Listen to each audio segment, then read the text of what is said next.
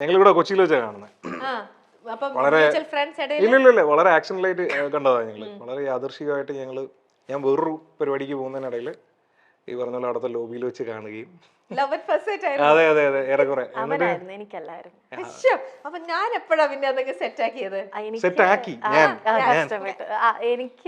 എനിക്ക് ആദ്യത്തെ ഭയങ്കര ബുദ്ധിമുട്ടായിരുന്നു. ലൈക്ക് ഇങ്ങനെ സ്റ്റെയർ ചെയ്ത് നോക്കാതെ ഭയങ്കര ബുദ്ധിമുട്ടായിരുന്നു.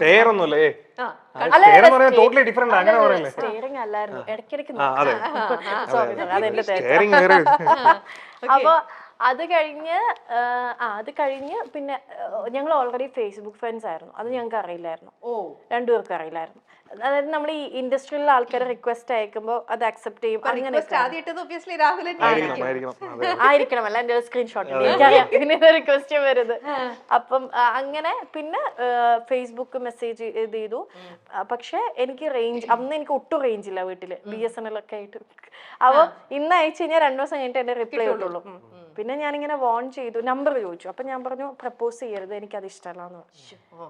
അങ്ങനെ അപ്പൊ പിന്നെ നമ്പർ തന്നു. പിന്നെ പുള്ളി എല്ലാ പടവും ഫസ്റ്റ് ഡേ ഫസ്റ്റ് ഷോ കാണുന്ന ആളാണ്. ഞാനാണെങ്കിൽ എന്റെ വീട്ടിൽ അങ്ങനെ സിനിമയ്ക്ക് കൊണ്ടുപോവേ ഇല്ല. അപ്പൊ ഈ സിനിമാ പ്രാന്ത് ഉള്ളതുകൊണ്ട് എനിക്ക് കഥകൾ പറഞ്ഞു തരുന്ന രാഹുലാണ്.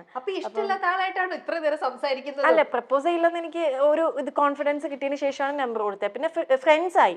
ഇഷ്ടമല്ല, ലൈക്ക് ഇതല്ല, എന്താണ്, പ്രണയം തുടങ്ങിയിട്ടില്ല. എന്നിട്ട് പിന്നെ കഥകൾ നമ്പർ പിന്നെ കൊടുത്തു ഞാൻ.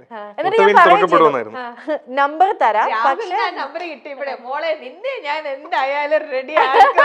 ഇല്ല. എന്നിട്ട് വേറൊരു കാര്യം കൂടെ ഞാൻ പറഞ്ഞു, നമ്പർ തരാം പക്ഷെ ഇങ്ങനെ പ്രപ്പോസലൊക്കെ ആണെങ്കിൽ ഞാൻ ബ്ലോക്ക് ചെയ്യും. അതും കൂടെ ഞാൻ പറഞ്ഞു. എന്നിട്ടാണ് നമ്പർ കൊടുത്തത്. ബ്ലോക്ക് ചെയ്യാൻ പറ്റില്ല, അയച്ച മെസ്സേജ് ഇട്ട് 2 ദിവസം കഴിഞ്ഞിട്ടാ. പിന്നെ ഈ സിനിമാ കഥകൾ അറിയാൻ വേണ്ടി വിളിച്ചു തുടങ്ങി. ഈ നന്നായിട്ട് കഥ പറയാൻ പറ്റും.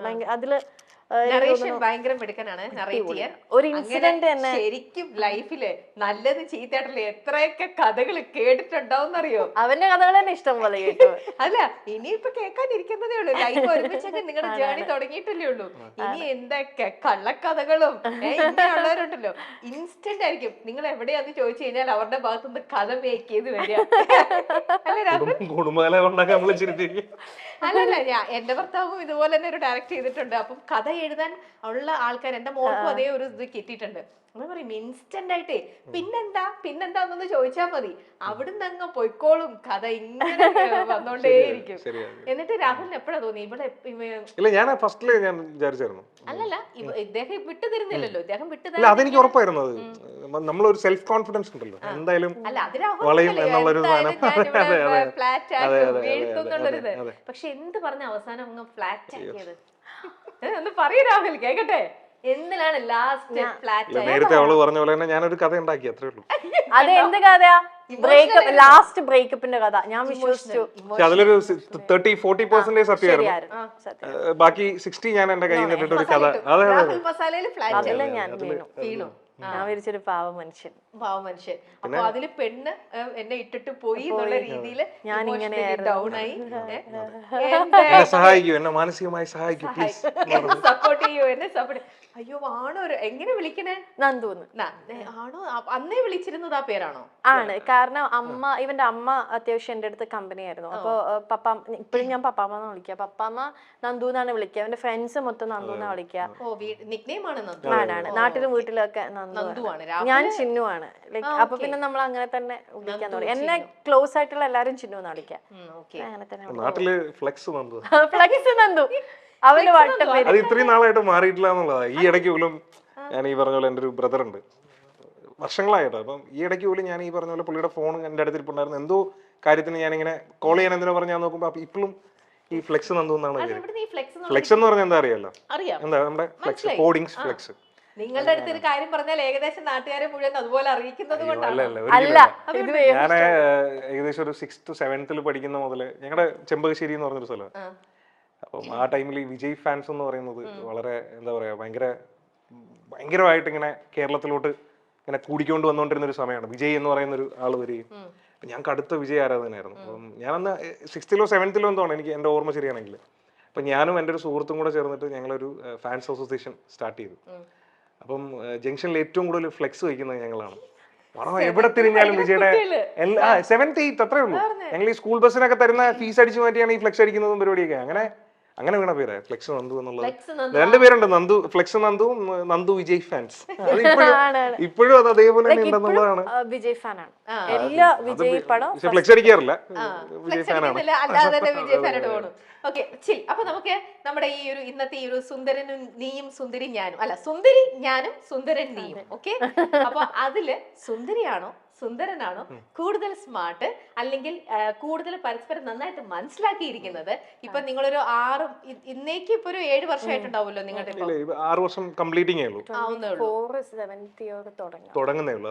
ഓക്കെ, അപ്പൊ എനിവേ അപ്പൊ 6 ഇയേഴ്സ് കംപ്ലീറ്റ് ചെയ്തു. 6 ഇയേഴ്സിൽ നിങ്ങൾ പരസ്പരം എത്രത്തോളം മനസ്സിലാക്കിയിട്ടുണ്ട്, അറിഞ്ഞിട്ടുണ്ട് എന്നൊക്കെ അറിഞ്ഞിട്ടുണ്ടെന്നുള്ളത് ചെറിയൊരു ടെസ്റ്റ് ചെയ്യാൻ പോവാണ് കേട്ടോ. ചെറിയൊരു റൗണ്ട്. ഓക്കെ, ഈ റൗണ്ടില് തെറ്റിച്ചിട്ട് ആൻസർ പറഞ്ഞു കഴിഞ്ഞാൽ ചെറിയ പനിഷ്മെന്റ് ഒക്കെ ഉണ്ടാവും കേട്ടോ. ചെറുതായിട്ട് നമുക്ക് അഫോർഡ് ചെയ്യാൻ പറ്റുന്ന പനിഷ്മെന്റേ ഉള്ളൂ. പക്ഷെ കറക്റ്റ് ഉത്തരം പറഞ്ഞു കഴിഞ്ഞാൽ നിങ്ങൾക്ക് അഫോർഡ് ചെയ്യാൻ പറ്റാത്ത അത്രയും നല്ല കുറെ ഗിഫ്റ്റ് നമ്മൾ തരുന്നുണ്ടാവും. നിങ്ങൾക്ക് അഫോർഡ് ചെയ്യാൻ പറ്റാത്തൊന്നുമല്ല, ഞാൻ കുറച്ച് മസാല ഇട്ട് പറഞ്ഞതാ. ഓക്കെ, അപ്പൊ നമ്മുടെ ഫസ്റ്റ് റൗണ്ട് എന്ന് പറയുന്നത് ഞാനൊരു പിക്ചർ കാണിക്കും. ഞാനല്ല, നിങ്ങൾ ഒരാൾ അങ്ങോട്ടും ഇങ്ങോട്ടും പിക്ചർ കാണിച്ചു കൊടുക്കണം. എന്നിട്ട് ആ പിക്ചർ കണ്ടിട്ട് അത് എന്താന്ന് മറ്റേ ആളത് ആക്ടിങ്ങിലൂടെ, ചുണ്ടുകൾ അനക്കരുത്, ആക്ടിങ്ങിലൂടെ അതെന്താ സംഭവം എന്ന് പറയണം. ഓക്കെ, 1 മിനിറ്റ് സമയത്തിനുള്ളിൽ ആക്ട് ചെയ്ത് കാണിക്കണം. പനിഷ്മെന്റ് നമുക്ക് ഇവിടെ പെയിന്റിംഗ് കിടക്കാണ്, നിങ്ങളെ കൊണ്ട് പനിഷ്മെന്റ് ആക്ടിവിറ്റി ചെയ്യിക്കാന്നുള്ളതല്ല, ചെയ്യിക്കാന്നുള്ളതാണ്. പക്ഷെ ശ്രീവിദ്യ നല്ലൊരു ആക്ടറാന്ന് ഓൾറെഡി പ്രൂവ് ചെയ്ത് കഴിഞ്ഞു. ഇദ്ദേഹം നല്ലൊരു ഡയറക്ടർ ആണെന്നാണ് പ്രൂവ് ചെയ്തിരിക്കുന്നത്. നല്ലൊരു ആക്ടറും കൂടെ ആണോ എന്ന് ടെസ്റ്റ് ചെയ്യാൻ വേണ്ടിട്ട് ആദ്യത്തെ സംഭവം ഞാൻ രാഹുലിന് തന്നെ കൊടുക്കുകയാണ്. രാഹുൽ ഇത് കാണുക, ഒരു രീതിയിലും ഇത് ഞങ്ങളെ ചീറ്റ് ചെയ്യരുത്, കാണിച്ചു കൊടുക്കരുത് കേട്ടോ. ഇത്രയും ക്യാമറ വെച്ചിട്ട് ഞാൻ എങ്ങനെ ആക്ട് ചെയ്ത് കാണിച്ച് ശ്രീവിദ്യയെ കൊണ്ട് പറയിപ്പിക്കണം എന്താ സംഭവം. ഇതെന്താ ശരിക്കും അതല്ലേ ഞാൻ ഉദ്ദേശിക്കുന്നത്? അതന്നെ, അവർക്ക് പറയല്ലേ എന്താന്നൊന്നും മിണ്ടരുത്, ഒരു ക്ലൂവും കൊടുക്കരുത്. അഭിനയിച്ച് രാഹുലിന്റെ അഭിനയ മികവാണ് ഞങ്ങൾ ഇവിടെ കാണാൻ പോകുന്നത്. Okay, come on Rahul, ready? ശ്രമിക്കൂ, പിന്നെന്താ. നല്ലൊരു ഡയറക്ടർ, എത്ര പേരെ കൊണ്ട് അഭിനയിപ്പിക്കാനുള്ള ആളാണ്. ഞാനല്ല അഭിനയിച്ച് കാണിക്കുന്നത്. അതെ, ചെയ്യൂ. തുടങ്ങിക്കോ.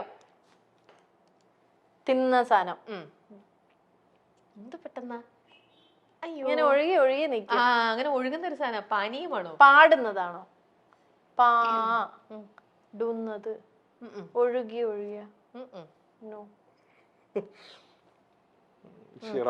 ഇതൊരു പഴത്തിന്റെ പേരാണ്. എന്ത് പെട്ടെന്ന്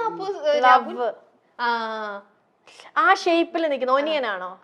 ഒനിയൻ പഴല്ലേ, ആപ്പിൾ ആണോ? എനിക്ക് മനസ്സിലായില്ല. നീ ഇങ്ങനെ ചോദിച്ചു കഴിഞ്ഞാൽ ഞാൻ എന്ത് പറയും? പെട്ടെന്ന് ആൻസർ ചെയ്യാം. രാഹുൽ കറക്റ്റ് ആയിട്ട് തിന്നുന്ന സമൂസയാണോ? മനസ്സിലായിട്ടില്ല. തിന്നുന്ന സമൂസ. സമൂസ. ഇത് കൊറേ സമൂസ ഉണ്ട്, അതാ നീ കൊറേ കാണിച്ചു. പാട്ടിന്റെ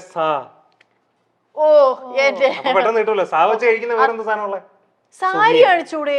കഴിക്കുന്നല്ലോ, അക്ഷരം വെച്ച് പിടിക്കണം. സ്പ്ലിറ്റ് ചെയ്യാണെന്ന് കേട്ടോ അർത്ഥം. രാഹുൽ അത്യാവശ്യം കുഴപ്പമില്ലാണ്ട് അത് ചെയ്യിപ്പിച്ചിട്ടുണ്ട്.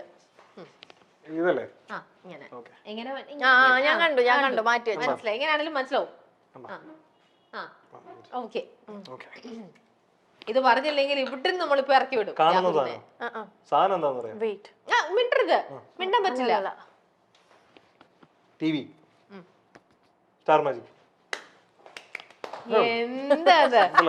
എന്താ ഇങ്ങനത്തെ ചോദ്യങ്ങളൊക്കെയാണ് ഉണ്ടാക്കിക്കൊണ്ട് വരുന്നത്? ഇനി അടുത്തത് വീണ്ടും ശ്രീവിദ്യയുടെ ടേൺ ആണല്ലോ. ഞാൻ പിടിക്കാം. ശ്രീവിദ്യ പിടിക്കുക, രാഹുൽ പറയാ. എല്ലാം വളരെ ഈസിയാ. കഥകളിയാ? ആണ്ട് കിടക്കണോ? ഈ സ്പൈഡർമാൻ ആണോ? അതന്നെ.